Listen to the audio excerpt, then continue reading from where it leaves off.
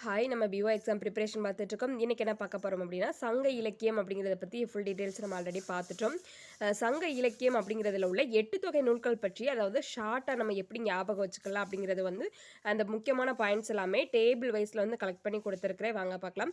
நம்மளோட சேனலை சப்ஸ்கிரைப் பண்ணி வச்சுக்கோங்க. ஆல் அப்படிங்கிற பட்டனை கிளிக் பண்ணிக்கோங்க. அப்போ தான் நம்மளோட வீடியோஸ் எல்லாமே உங்களுக்கு உடனே ரீச் ஆகும். நம்மளோட சேனலில் இருந்து நியூ டெஸ்ட் பேட்ச் வந்து ஸ்டார்ட் பண்ணியிருக்கிறோம். தமிழ் டெஸ்ட் பேட்ச் வந்து முடிய போது, அடுத்து சைக்காலஜி டெஸ்ட் பேட்ச் வந்து 24ஆம் தேதி ஸ்டார்ட் பண்ணுறோம். நீங்கள் வந்து ஜாயின் பண்ணணும் அப்படின்னு நினச்சிங்கன்னா ஃபீஸ் வந்து ₹50. நம்மளோட மெயில் ஐடி டிஸ்கிரிப்ஷன் பாக்ஸில் கொடுக்குறேன்.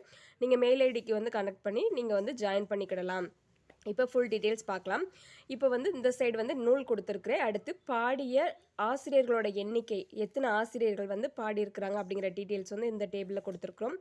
அடுத்து பாடல்களோட எண்ணிக்கை, அடுத்து அது என்ன வகையான யாப்பை சார்ந்தது, அதோட அடியளவு என்ன, அது வந்து அகத்திணை சார்ந்ததா புறத்திணை சார்ந்ததா அப்படிங்கிற டீட்டெயில்ஸு. அடுத்து அந்த நூலை தொகுத்தவர் யார், தொகுப்பித்தவர் யார், கடவுள் வாழ்த்து பாடியவர் யார், கடவுள் வாழ்த்து அந்த பாடியிருப்பாங்க இல்லையா, அந்த இதில் மென்ஷன் பண்ணப்பட்ட அது பாடப்பட்ட தெய்வம் யார் அப்படிங்கிற டீட்டெயில்ஸ் எல்லாமே இதில் கொடுத்துருக்குறோம். வாங்க பார்க்கலாம். ஃபஸ்ட்டு நற்றிணை, அதாவது நமக்கு 8 தொகை நூல்கள் என்ன வரும்? நற்றிணை, குறுந்தொகை, ஐங்குறுநூறு, கலித்தொகை, அகநானூறு, பதிற்றுப்பத்து, புறநானூறு, பரிபாடல். இந்த 8 நூல்களும் வந்து 8 தொகை நூல்கள் அப்படிங்கிறதுல வரும். சங்க இலக்கியம் அப்படின்னு எடுத்துக்கிட்டோம்னா 8 தொகையும் 10 பாட்டும் அப்படிங்கிறது வந்து இடம்பெறும். நம்ம எல்லாத்துக்கும் தெரிஞ்சிருக்கும். நம்ம ஆல்ரெடி வீடியோ கொடுத்துருக்குறோம். டிஸ்கிரிப்ஷன் பாக்ஸில் லிங்க் கொடுக்குறேன். பார்க்காதவங்க பார்த்து படிச்சுக்கோங்க. ஒவ்வொரு இதுக்குமே டீட்டெயில்ஸை வந்து ஆல்ரெடி கொடுத்துருக்குறோம். இப்போ வந்து ஷார்ட் ஃபார்ம் வந்து கொடுக்குறோம். நற்றிணை அப்படின்னு எடுத்துக்கிட்டோம்னா பாடி ஆசிரியர்களோட எண்ணிக்கைன்னு பார்த்தோம்னா 175 ஆசிரியர்கள் சேர்ந்து வந்து நற்றிணையை பாடியிருக்கிறாங்க. பாடல்களோட எண்ணிக்கை அப்படின்னு பார்த்தோம்னா 400. யாப்பு அப்படின்னு பார்த்தோம்னா ஆசிரியப்பா அப்படிங்கிற வகையை சார்ந்தது. இதோட அடியளவு அப்படின்னு பார்த்தோம்னா 9 அடி முதல் 12 அடிகளை கொண்டதாக வந்து இந்த நற்றிணை அப்படிங்கிற நூல் காணப்படுது. திணைன்னு பார்த்தோம்னா அகத்திணை சார்ந்த நூலாக வந்து நற்றிணை காணப்படுது. அடுத்து தொகுத்தவர் அப்படின்னு பார்த்தோம்னா அவர் ஆசிரியரோட பெயர் வந்து தெரியலை. தொகுப்பித்தவர் அப்படின்னு பார்த்தோம்னா பன்னாடு தந்த மாறன் வழுதி அப்படிங்கிறவங்க வந்து தொகுப்பிச்சிருக்கிறாங்க. கடவுள் வாழ்த்து பாடியவர் யாருன்னு பார்த்தோம்னா பாரதம் பாடிய பெருந்தேவனார் அவர்கள் வந்து கடவுள் வாழ்த்து பாடியிருக்கிறாங்க. கடவுள் வாழ்த்தில் பாடப்பட்ட தெய்வம் அப்படின்னு பார்த்தோம்னா திருமால் தெய்வத்தை வந்து கடவுள் வாழ்த்தில் வந்து பாடியிருக்கிறாங்க. அடுத்து இரண்டாவது நூல் பார்க்குறோம், குறுந்தொகை. குறுந்தொகையில் உள்ள பாடல் அந்த ஆசிரியர்களோட எண்ணிக்கை அப்படின்னு பார்த்தோம்னா 205. பாடல்களோட எண்ணிக்கை 401. யாப்புன்னு பார்த்தோம்னா ஆசிரியப்பா வகையை சார்ந்தது. இதனோட அடியளவு அப்படின்னு பார்த்தோம்னா 4 முதல் 8 அடிகளை கொண்டதாக காணப்படுது குறுந்தொகை. இதுவும் வந்து அகத்திணை சார்ந்த நூலாக காணப்படுது. இதனை தொகுத்தவர் அப்படின்னு பார்த்தோம்னா பூரிக்கோ. தொகுப்பித்தவர் வந்து யாருன்னு தெரியலை. கடவுள் வாழ்த்து பாடியவர் வந்து பாரதம் பாடிய பெருந்தேவனார் அவர்கள் தான் கடவுள் வாழ்த்து வந்து இந்த குறுந்தொகைக்கும் வந்து பாடியிருக்கிறாங்க. கடவுள் வாழ்த்தில் பாடப்பட்ட தெய்வம் அப்படின்னு பார்த்தோம்னா குறுந்தொகை நூலுக்கு வந்து முருகனை வந்து பாடியிருக்கிறாங்க. அடுத்து மூன்றாவது ஐங்குறுநூறு அப்படிங்கிற நூல் பற்றிய குறிப்பு பார்க்குறோம். பாடிய ஆசிரியர்களோட எண்ணிக்கை பார்த்தோம்னா 5. பாடல்களோட எண்ணிக்கை 500. இது வந்து ஆசிரியப்பா வகையை சார்ந்ததாக காணப்படுது. இதில் உள்ள அடியளவு அப்படின்னு பார்த்தோம்னா 3 முதல் 6 அடிகளை கொண்டதாக காணப்படுது. அகத்திணை சார்ந்த நூலாக தான் காணப்படுது. இதனை தொகுத்தவர் அப்படின்னு பார்த்தோம்னா புலத்துறை முற்றிய கூடலூர் கிழார் அவர்கள் வந்துட்டு தொகுத்திருக்கிறாங்க. தொகுப்பித்தவர் அப்படின்னு பார்த்தோம்னா யானைக்கண்செய் மாந்தரஞ்சேரல் இரும்பொறை அவர்கள் வந்து தொகுப்பித்திருக்கிறாங்க. கடவுள் வாழ்த்து பாடியவர் வந்துட்டு பாரதம் பாடிய பெருந்தேவனார் அவர்கள் தான் பாடியிருக்கிறாங்க. கடவுள் வாழ்த்தில் பாடப்பட்ட தெய்வம் அப்படின்னு பார்த்தோம்னா சிவனை தான் தெய்வமாக வச்சு பாடியிருக்கிறாங்க. அடுத்து நான்காவது கலித்தொகை பார்க்குறோம். கலித்தொகையில் உள்ள ஆசிரியர்கள் வந்து 5 பேர் வந்து குறிப்பிட்டிருக்காங்க.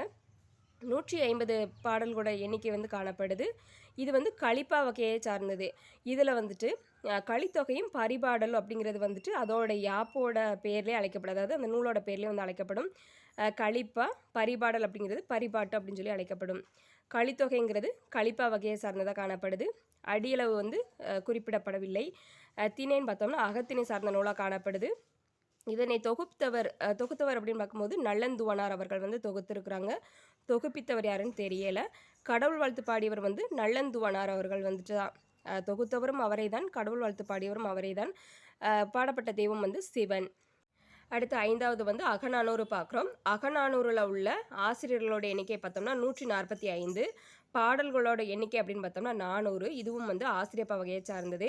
இதனுடைய அடியளவு அப்படின்னு பார்த்தோம்னா 13 முதல் 31 அடியளவு வந்து கொண்டதாக காணப்படுது அகநானூறு அப்படிங்கிற நூல். இதுவும் வந்து அகம் சார்ந்த நூலாக காணப்படுது. இதோடைய தொகுத்தவர் அப்படின்னு பார்த்தோம்னா உருத்திர சன்மனார் அவர்கள் வந்து தொகுத்திருக்கிறாங்க. தொகுப்பித்தவர் அப்படின்னு பார்த்தோம்னா பாண்டியன் உக்கிர பெருவெழுதி அவர்கள் வந்து தொகுப்பித்திருக்கிறாங்க. அடுத்து கடவுள் வாழ்த்து பாடியவர் அப்படின்னு பார்த்தோம்னா பாரதம் பாடிய பெருந்தேவனார் அவர்கள் தான் கடவுள் வாழ்த்து பாடியிருக்கிறாங்க. கடவுள் வாழ்த்தில் வந்து பாடப்பட்ட தெய்வம் அப்படின்னு பார்த்தோம்னா சிவன் அவர்கள் வந்து குறிப்பிடப்பட்டிருக்காங்க. அடுத்து 6வது பதிற்று 10 அப்படிங்கிற நூல் பார்க்குறோம். ஆசிரியர்களோட எண்ணிக்கை வந்து 8. இதில் பாடலோட எண்ணிக்கைன்னு பார்த்தோம்னா 80. இதுவும் வந்து ஆசிரியப்பா வகையை சார்ந்ததாக காணப்படுது. அடியளவு வந்து தெரியலை அவங்களுக்கு. அடுத்து திணைன்னு பார்த்தோம்னா புறத்திணை சார்ந்த நூலாக காணப்படுது. அடுத்து தொகுத்தவர்னு பார்த்தோம்னா தெரியவில்லை. தொகுப்பித்தவரும் யாரும் தெரியவில்லை. கடவுள் வாழ்த்து பாடியவர் வந்து அந்த இது வந்து கிடைக்கலன்னு சொல்லி கொடுத்துருக்குறாங்க. கடவுள் வாழ்த்து பாடல் கிடைக்கல அப்படிங்கும்போது வந்துட்டு தெய்வம் வந்து குறிப்பிடப்படலை. அடுத்து புறநானூறு பார்க்குறோம். 158 ஆசிரியர்களோட எண்ணிக்கை. பாடல்களோட எண்ணிக்கை வந்து 400. ஆசிரியப்பா வகையை சார்ந்ததாக காணப்படுது. அடியளவு வந்து குறிப்பிடப்படவில்லை. திணை அப்படின்னு பார்த்தோம்னா இதுவும் புறத்திணை சார்ந்த நூலாக காணப்படுது. ஆசிரியர் அதாவது தொகுத்தவர் தொகுப்பித்தவர் வந்து தெரியலை. கடவுள் வாழ்த்து பாடியவர் பார்த்தோம்னா பாரதம் பாடிய பெருந்தேவனார் அவர்கள் தான் கடவுள் வாழ்த்து பாடியிருக்கிறாங்க. கடவுள் வாழ்த்தில் வந்து பாடப்பட்ட தெய்வம் பார்த்தோம்னா சிவன் அவர்களை தான் பாடியிருக்கிறாங்க. அடுத்து 8வது பரிபாடல் பார்க்குறோம். இதில் வந்து 13 ஆசிரியர்கள் வந்து பாடியிருக்கிறாங்க. பாடலோட எண்ணிக்கைன்னு பார்த்தோம்னா 22.